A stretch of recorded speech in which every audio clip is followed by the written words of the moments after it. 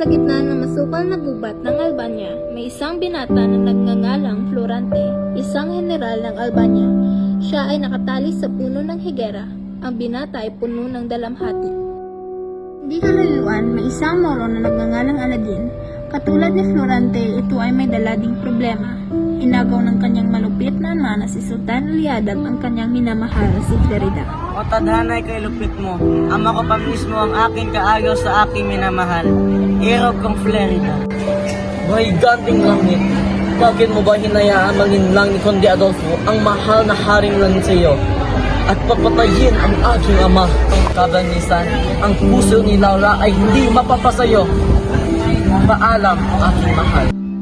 Hindi natiis ni Aladin ang matinding awa, kaya't hinanap niya ang pinagmula ng panaghoy. Nang makita ito, nakita niya na isang Kristiyano ang nananaghoy, kanilang mortal na kaway bilang Moro. Nang makita na may 2 leon sa harap nito, nagdali-dali itong patayin ang leon, at tinulungan ang nahimatay na si Florante.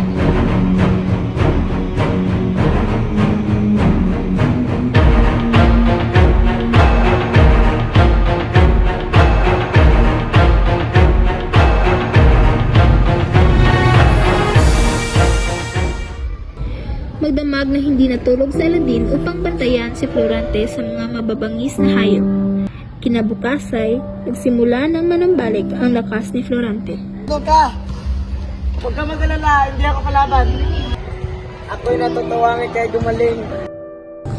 Ikinuwento ni Florante ang kanyang buhay kay Aladin.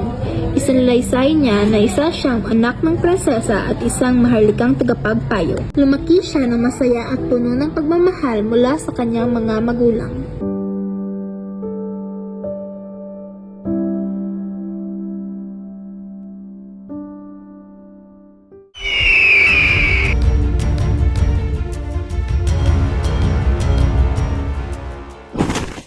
Salamat, Manalito. Walang anuman, prinsesa. Nang siya ay 11 taong gulang, siya ay pinadala ng kanyang mga magulang sa Atenas, Gresya, upang mag-aral sa ilalim ng kanilang guro na si Antenor. Dito niya nakilala si Adolfo, isang kababayan mula sa Albania, na noong unay itinuturing na pinakamatalinong mag-aaral. Ngunit, nakalipas ang 6 na taon, nalampasan ni Florante ang galing ni Adolfo, na nagdulot ng matinding inggit sa huli. Isang araw, tinangkang patayin ni Adolfo si Florante habang sila ay gumaganap ng isang dulaan. Ngunit, iniligtas siya ng kanyang kaibigan na si Menandro.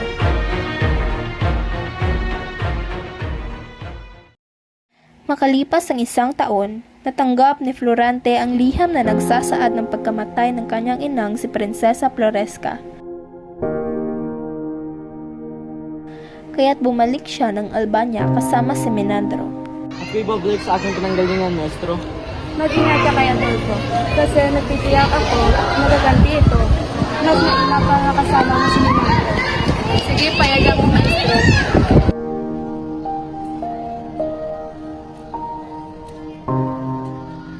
Nang makabalik si Florante sa Albania, nakatanggap siya ng mensahe mula sa Haring Linceo.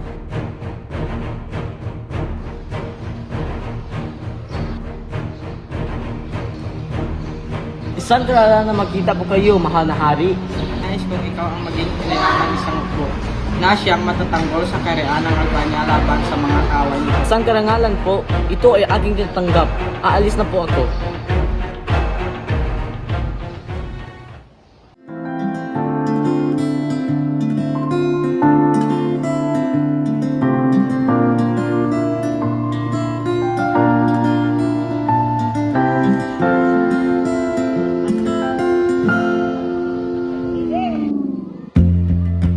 Sa unang tingin agad na humaling sa nagniningning. Maaari ko ba malaman pangalan mo, Binibini? Ako ay si Laura, ang anak ni Haring Linceo. Bakit ba ikaw si Florante? Hindi ka nagkakamali, prinsesa. Palagi kitang naririnig sa aking anak. Nagkwentuhan ng dalawa at sa saglit na panahon na iyon, nahulog ang damdamin nila sa isa't isa. Nakakabighani, di may paliwanag ang nararamdaman. Nais ko pang magkilala ka ng nabusan. Gayon din ako. Bakit aalis ka na? Kaya nga, tayo na magsimula ng piging. Aking ligaya sa tuwing ika'y papalapit. Laura, ako ay nagpapaalam na. Mag-aalis na kami. Mag-iingat ka, Florante. Mangako ka sa akin na babalik ka ng buhay.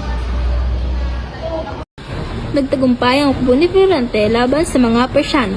Nang matapos ang kanilang laban, umuwi si Florante sa Albania upang makita ang kanyang minamahal na si Laura. Ngunit sa kanyang pag-uwi ay iba ang kanyang nakita.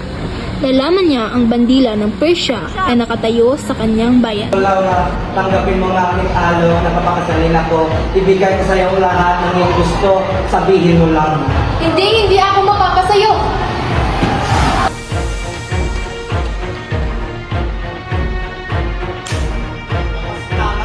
Kawal! Pupunta kumain ito.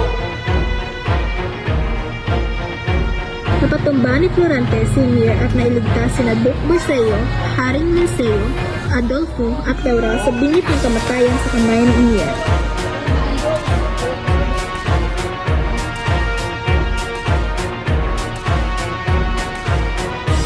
Dahil dito, itinalaga siya na tagapagtanggol ng Albania at mas lalong sumiklam ang inggit ni Adolfo kay Florante. Sumunod na digmaan sa Etruria, muling ipinagtanggol ni Florante ang Albania laban sa mga Turkiya na pinamumunuan ni General Miramolin. Subalit, sa gitna ng labanan, natanggap niya ang liham ng kanyang ama na ipinababalik ito sa Albania. Kaibigan, iiwan ko muna sa iyo ang hukbo natin. Sige, ako na bahala. Nang siya'y umuwi, natuklasan niya na nasa ilalim ng kapangyarihan ni Adolfo ang Albania.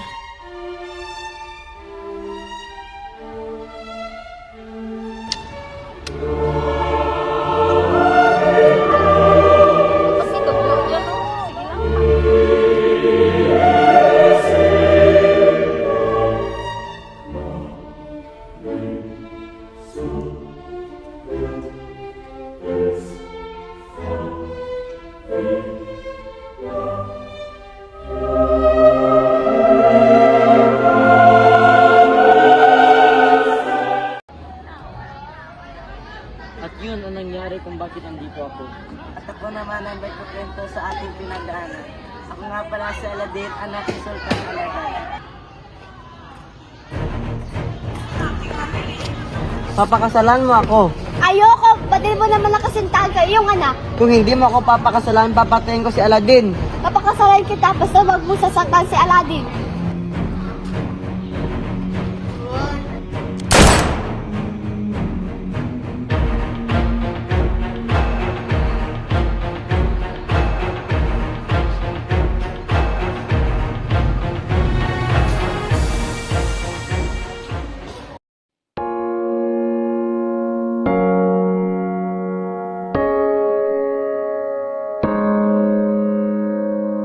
Narinig mo ba ang tunog na yun? Oo, alam ko na natin kung saan nagaling yung ito. Laura! Florida! Kapag magulo ng mundo, ikaw ang payapang hinahanap-hanap ko. Pagkatapos ng kanilang pagkikita, bumalik si Florante at Laura sa Albania ng hari at Lina. Samantala, si Aladdin at Florida ay nagbalik sa Persia kung saan si Aladdin ay naging bagong sultan matapos mamatay ang kanyang ama. Namuhay na matiwasay ang Albania at Persia matapos ang mga